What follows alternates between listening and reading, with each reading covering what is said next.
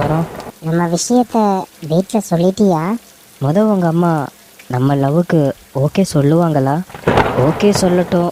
அப்புறம் அத்தியா அம்மா,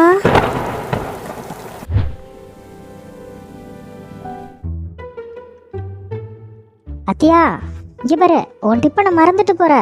இருக்கட்டுமா, எனக்கு டைம் ஆச்சு. ஃப்ரெண்ட்ஸ்லாம் வெயிட் பண்ணுவாங்க. நான் மத்தியானம் கேன்டீனில் சாப்பிட்டுக்கிறேன். வர மம்மி, பாய். நீ வேணான்னு சொல்கிறதுக்கு தான் நான் காலையில் பறக்க பறக்க வேலை பார்த்தேனா? இந்த காலத்து பசங்க இருக்காங்களே, என்ன சொல்கிறதுனே தெரியலை. மாலதி அக்கா, என் பையனும் அப்படிதான்க்கா. எல்லா பிள்ளைகளும் ஒரே மாதிரியா தானே இருக்கு. நீங்களே பாருங்க, எவ்வளோ சீக்கிரமாக எழுந்திரிச்சு சமைச்சு கொடுத்தேன். இப்போ லேட்டாச்சுன்னு சொல்லிட்டு வேணான்ட்டு போகிறா. மனசே கஷ்டமாக இருக்குல்ல. உங்கள் கஷ்டம் எனக்கு புரியுது. இந்த காலத்து பசங்களுக்கு புரியுமா? எப்போ தான் புரிஞ்சுக்க போகிறாங்களோ. சரி சுமதி, போட்டது போட்டபடியே கிடக்குது. முடிச்சுட்டு வந்துடுறேன். அப்புறம் பொறுமையாக உட்காந்து பேசலாம். சரிக்கா, நானும் வேலை செய்யணும். அப்புறமேட்டு வரேன். மணி 12 ஆகுது. இன்னும் தூங்காம என்னடா பண்ணிக்கிட்டு இருக்கீங்க? நீங்க தூங்குனாதானடா சத்தம் இல்லாம நான் திருடிட்டு போக முடியும். இவங்க எப்ப தூங்குறது, நம்ம எப்ப திருடுறது? போயிட்டு அப்புறம் வருவோம். இந்த பெரிய வீட்டுல யாரும் இல்லாத மாதிரி இருக்கு. இந்த சான்ஸை தவற விட்டோம், நம்ம சோத்துக்கு சிங்கி அடிக்க வேண்டியதேன். நம்ம கைவரிசைய காட்ட வேண்டிய நேரம் வந்துருச்சு.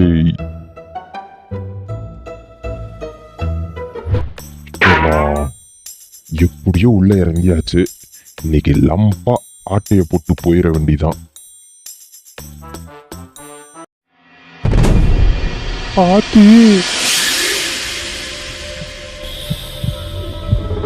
ஐயா ஐயா, அங்க 2 பேரு செத்து கிடக்குறாங்க.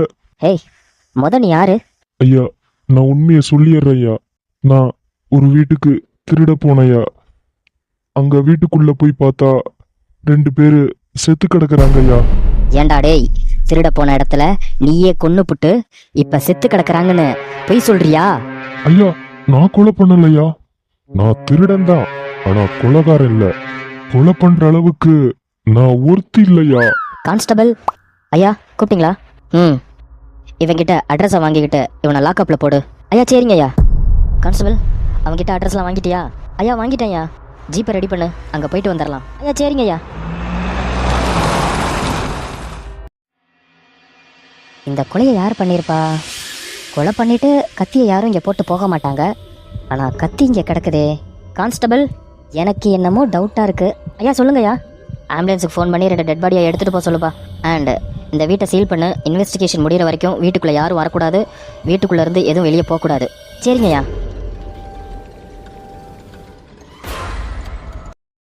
டாக்டர், வாங்க சார். உங்களை தான் எதிர்பார்த்துக்கிட்டு இருந்தேன். சொல்லுங்கள் டாக்டர். சார், இவங்க 2 பேரும் இறந்து 3 மாதம் ஆகுது. என்னது, இவங்க இறந்து 3 மாதம் ஆகுதா?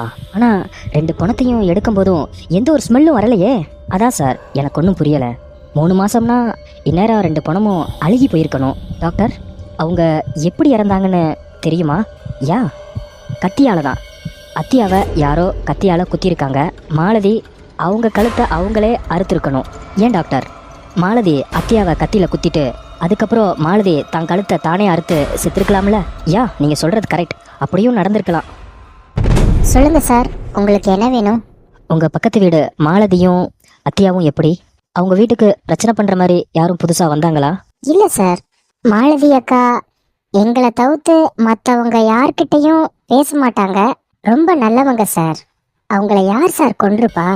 அதைத்தாம்மா கண்டுபிடிக்கணும். சரிம்மா, எனக்கு ஒரு டவுட்டு. உங்கள் பக்கத்து வீடு 3 மாசமா பூட்டி கிடக்குது. உங்களுக்கு எதுவும் சந்தேகம் வரலையா? 3 மாசமா பூட்டி கிடக்குதா?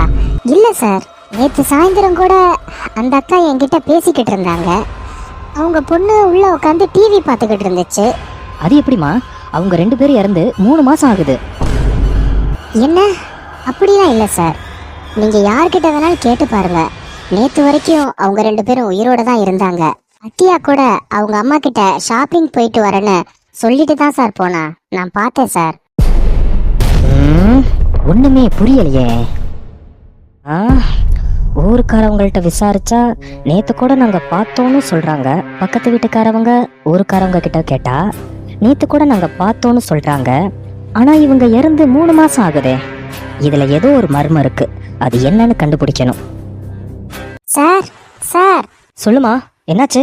சார், அங்க நடக்கிறதெல்லாம் பார்த்தா ஏதோ பயமா இருக்கு சார். ஏன்? இன்னைக்கு கூட அவங்க வீட்ல லைட் எரிஞ்சிச்சு சார். மாலதியோட பொண்ணு பால் வச்சிச்சுன்னா அடிப்பிடிக்க வச்சிரும், அந்த ஸ்மெல்லு வரும் சார்.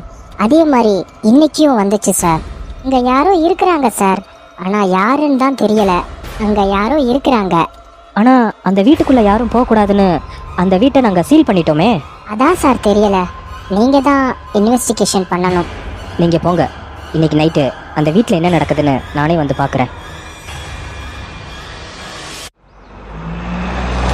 சார், இப்போ வரைக்கும் எல்லாம் நல்லா தானே இருக்கு. நம்ம தான் வீட்டை சீல் வச்சிட்டோமே. சார், யார் உள்ள போயிருப்பாங்க? இந்த கேஸை விசாரிச்சா ஆச்சரியமா இருக்கு. 2 பேரும் செத்து போய் 3 மாசம் ஆகுது. ஆனா பக்கத்துல விசாரிச்சா அவங்க இன்னும் உயிரோட தான் இருக்காங்கன்னு சொல்றாங்க. கான்ஸ்டபிள், இங்க ஏதோ நடக்குது. சரி சார், இந்த கேஸை நீங்க எடுத்ததுல இருந்து கொஞ்சம் கூட ரெஸ்ட் எடுக்கல. நீங்க வேணா தூங்குங்க, இந்த வீட்டை நான் பாத்துக்கிட்டே இருக்கேன். இல்ல கான்ஸ்டபிள், இந்த கேஸை எடுத்ததுல இருந்து எனக்கு தூக்கமே வரமாட்டேங்குது. இந்த கேஸை முடிச்சாதான் எனக்கு தூக்கம் வரும். ராமண்ணா, அங்க பாருங்க. லைட் எப்படி ஆன் ஆச்சு? ராமண்ணா, கீழே இறங்கி வாங்க, போய் என்னன்னு பாப்போம். சார், அங்க பாருங்க, மாலதி நிக்கிறாங்க. ராமண்ணா, ராமண்ணா, எந்திரிங்கண்ணா. சார், பேய் பேய் சார். நீங்க கார்லயே படுத்துருங்க, நான் உள்ள போய் என்ன நடக்குதுன்னு பார்த்துட்டு வந்துடுறேன்.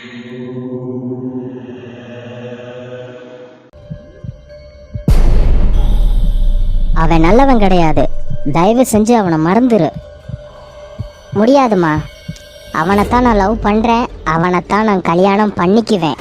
ஹே அத்தியா, இங்க பாருடி. நீ நினைக்கிற மாதிரி அருள் ஒன்றும் அவ்வளோ நல்லவன் கிடையாதுடி. அவனால பல பொண்ணுங்க வாழ்க்கை வீணா போயிருக்கு. அது உனக்கு தெரியுமா? அதெல்லாம் எனக்கு தெரியாதுமா. அவன் நல்லவன், அவனைத்தான் நான் கல்யாணம் பண்ணிக்குவேன். கிளி பிள்ளைக்கு சொல்ற மாதிரி சொல்லிக்கிட்டு இருக்கேன், மறுபடியும் நீ அவனை தான் கல்யாணம் பண்ணிக்குவேன்னு சொல்ற? அதெல்லாம் எனக்கு தெரியாது. நீ அவனை மறக்கிற. எப்படிம்மா என்னால் அவனை மறக்க முடியும்? எப்படி மறக்க முடியும்? அவனோட குழந்தை என் வயிற்றுல வளருதுமா. என்ன சொன்ன? அப்புறம் எப்படிம்மா அவனை நான் மறக்கிறது? அம்மா,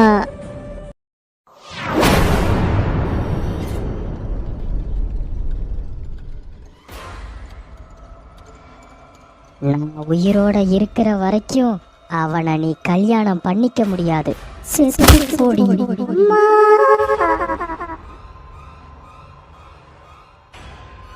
அத்தியா, அத்தியா எந்திரிடி. அத்தியா, அவன் கெட்டவன் கெட்டவன் படிச்சு சொன்னேனேடி. இப்ப வயிற்றுல குழந்தையோட வந்து நிக்கிறியே. அந்த கோவம் தாங்க முடியாம என் பிள்ளைய நானே கொன்னுட்டேனே. அத்தியா, சோறுட்டின கையிலேயே உன்னை கொல்ல வச்சிட்டியேடி. உனக்காக தானடி இந்த உயிரை வச்சுட்டு வாழ்ந்துகிட்டு இருக்கேன். அத்தியா, என் பிள்ளை நானும் இருக்க மாட்டேன். நானும் உன் கூடயே வந்துடுறேன்டி.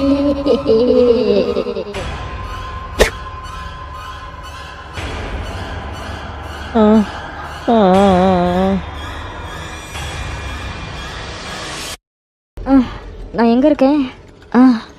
இங்க நடக்கிறதெல்லாம் பார்த்தா எனக்கு ஒன்றும் புரியலையே. அந்த கொலை எப்படி நடந்துச்சுன்னு எனக்கு மட்டும்தான் தெரியும். ஆனா இந்த கேஸை நான் எப்படி க்ளோஸ் பண்றது? மாலதி பேயி எல்லாம் சொல்லிருச்சுன்னு எழுதவா? அப்படி எழுதுனா என்ன கிறுக்கன்ல நினைப்பானுங்க. தினமும் நைட்டு 12 மணிக்கு மாலதியும் மாலதி மகளும் சண்டை போட்டு கிடக்கிறது நைட்டு கேட்டுக்கிட்டே இருந்துச்சு. சார், சார், என் பையனை 2 நாளா காணோம் சார்.